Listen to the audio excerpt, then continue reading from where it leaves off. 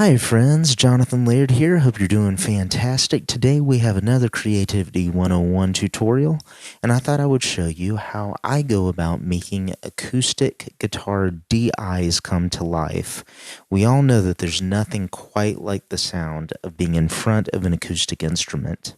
It's hard to replicate the liveliness when you're standing in front of the instrument, you hear it resonate, and you hear the notes blossom. A saddle pickup in the guitar doesn't really do that, and in fact it can sound rather cold and impersonal. So today we're going to teach you how to get a little bit of that life back. So here I have a pretty straightforward rhythm DI track.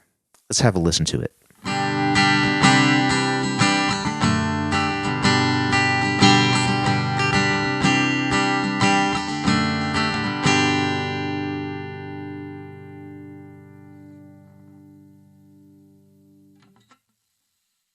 Nothing super exciting, nothing surprising there actually. It pretty much sounds like your standard DI.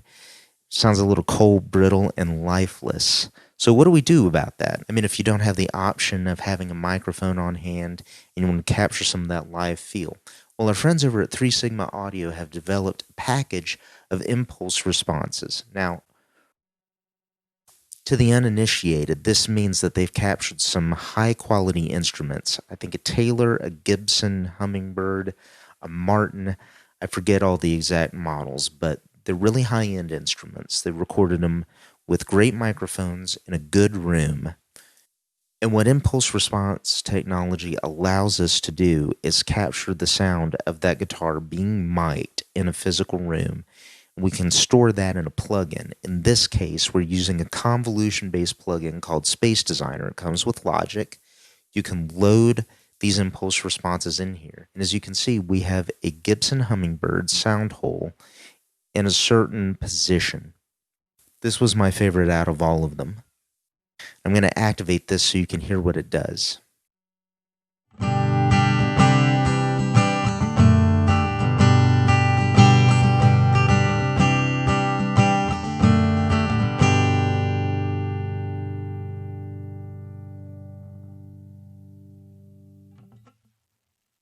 So it's already a significant improvement over what we had before, but it could still use a little massaging.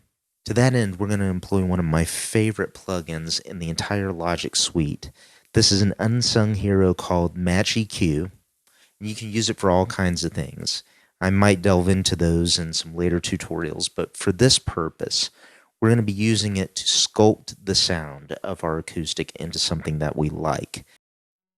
The reason that you already see an EQ match instantiated is because I've captured the reference of an acoustic guitar that I happen to like from a very popular recording.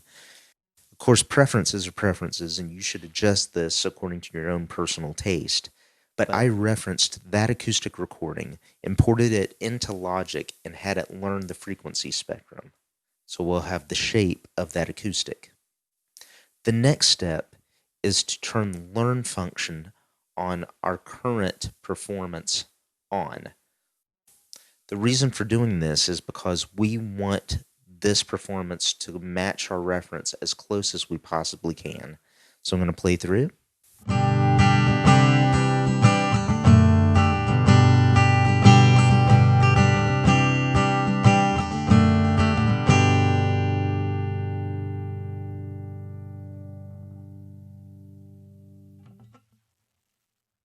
We're going to deactivate the current function, and now our EQ curve has readjusted. Let's have a listen.